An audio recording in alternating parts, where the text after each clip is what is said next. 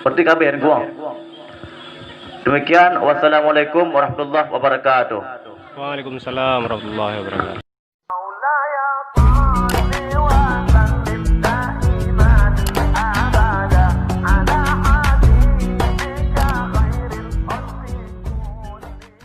Dimul khabri alal mubtada. Kaqauli akbarullahu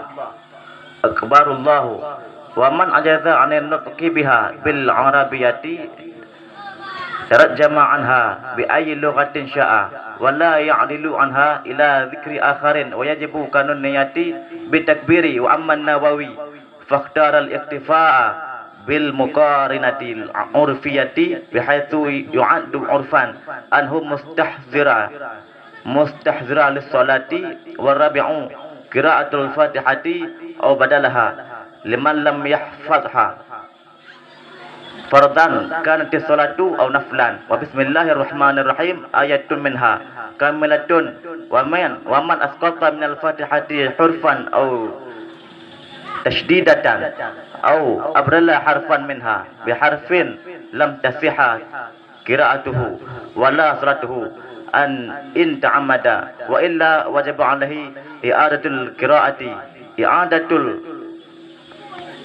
qiraati wa yajibu tartibuha bi an yaqra'a ayataha ala nazmiha. Bismillahirrahmanirrahim. Bermula ini itu satu pasal pada menjelaskan, menyatakan segala rukun-rukun salat dan telah terdahululah oleh makna salat pada lughat dan telah terdahululah pada syarak, dan bermula segala rukun-rukun salat itu 18. Apa 18? Ruknan segala rukun. Bermula salah satunya rukun itu niat.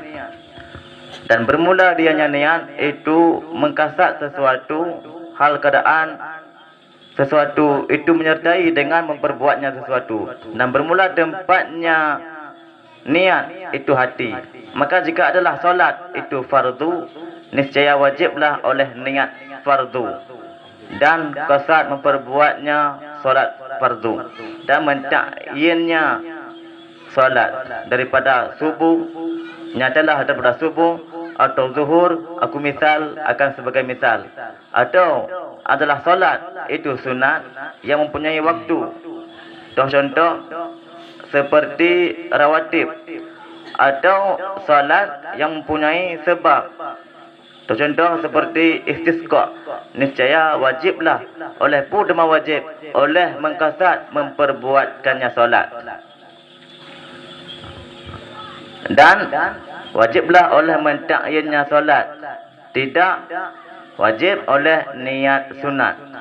Dan bermula yang kedua daripada rukun sembahyang itu berdiri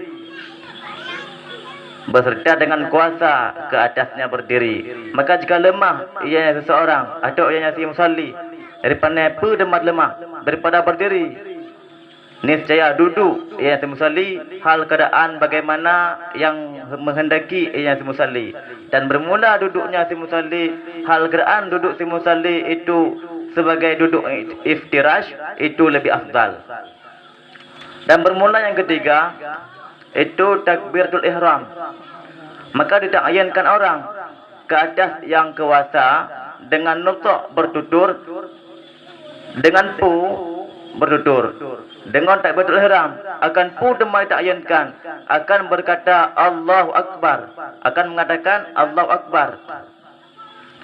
Maka tidak sahlah oleh lafaz Ar-Rahman Akbar dan seumpamanya lafaz Ar-Rahman Akbar, dan tidak sahlah padanya takbir oleh mendahulukan kabar ke atas mubtada, seperti perkataannya si musalli akbarullah. Dan bermula siman yang lemah ia nyaman. Bismillahirrahmanirrahim. Jadi gura-gura memandung dewan juri dan memandung urun cik kampung Lebuk Panjang, mudah-mudahan panjang umum mandung sebagai menanang kampung. Malamnya dia dapat tentang rukun-rukun sembahyang. Seperti kabeh gua. Demikian, wassalamualaikum warahmatullahi wabarakatuh. Waalaikumsalam warahmatullahi wabarakatuh.